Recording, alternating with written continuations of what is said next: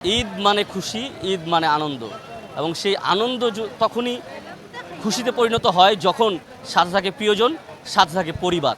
আর এই পরিবারের তাগিদেই ঘরমুখো মানুষ কিন্তু ইতিমধ্যেই তাদের বাড়ি ফেরার জন্য যেই উদ্যোগ, সেই উদ্যোগ কিন্তু তারা ইতিমধ্যে গ্রহণ করেছে এবং তারা কিন্তু তাদের বাড়ি ফেরার যেই প্রক্রিয়া, সেই প্রক্রিয়া কিন্তু শুরু করেছে। এবং আমরা যদি একটু দেখানোর চেষ্টা করি যে ঘরমুখো মানুষ কিন্তু ইতিমধ্যে খণ্ড খণ্ড অংশে কিন্তু বিভক্ত হয়ে কিন্তু তারা তাদের যে নির্দিষ্ট গন্তব্য, সেই গন্তব্যের দিকে কিন্তু ছুটে চলছে দর্শক।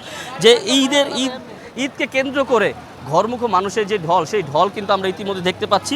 আমরা এই মুহূর্তে অবস্থান করছি যাত্রাবাড়ি যে চৌরাস্তা রয়েছে, এই যাত্রাবাড়ি চৌরাস্তা, এই চৌরাস্তাকে কেন্দ্র করেই কিন্তু দক্ষিণবঙ্গের এবং দক্ষিণ অঞ্চলের যেই সকল গাড়িগুলো কিন্তু এই একটি সড়ককে ব্যবহার করেই কিন্তু চলে। কেননা এই সড়কটি যে কিন্তু মিলিত হয়েছে ঢাকা মাওয়া যে মহাসড়ক রয়েছে, সেই মাওয়া মহাসড়কের দিকে।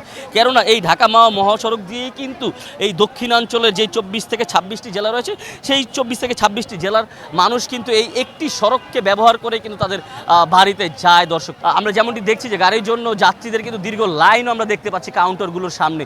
আমরা যদি কিছু যাত্রীর সাথে কথা বলার চেষ্টা করি যে তাদের যে ঘরমুখো মানুষ তারা যে বাড়ি ফেরার যেই উদ্যোগ, সেই তারা কেমন ফিল করছে এবার বাড়িতে যাওয়ার জন্য, আমরা যদি একটু সরাসরি একজন দর্শকের সাথে যদি যাত্রীর সাথে যদি কথা বলার চেষ্টা করি।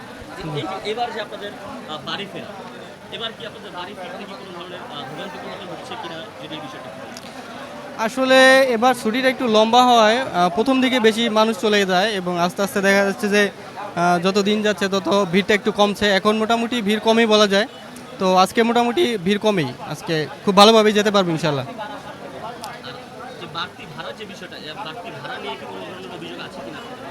বাড়তি ভাড়া আসলে প্রত্যেকবারের মতো এবারও বাড়তি ভাড়ার বিষয়টা একটু চোখে পড়ার মতো।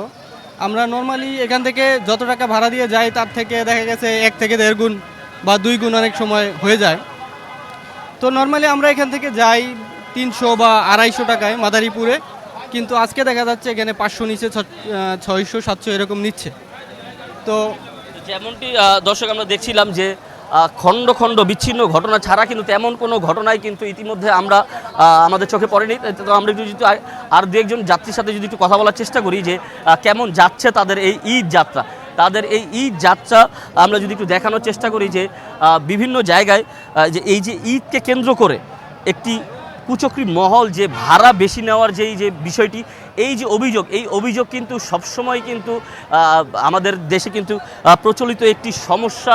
আমরা যদি একটু দেখানোর চেষ্টা করি যে এই যে দীর্ঘ লাইন, এই যে ঘরমুখো মানুষের যে দীর্ঘ লাইন গাড়ি পাওয়ার জন্য, এই দীর্ঘ লাইন কিন্তু এই যে সড়কটি রয়েছে, এই সড়কে কিন্তু আমরা ইতিমধ্যেই দেখেছি দর্শক। আমরা কিছু কাউন্টারের সাথে কথা বলার চেষ্টা করেছি যে তারা আমাদের যেমনটি বলছিলেন যে তাদের যে আগের যে চাহিদা, সেই আগের অনুযায়ী কিন্তু এখন সেই যাত্রীর চাহিদা নেই।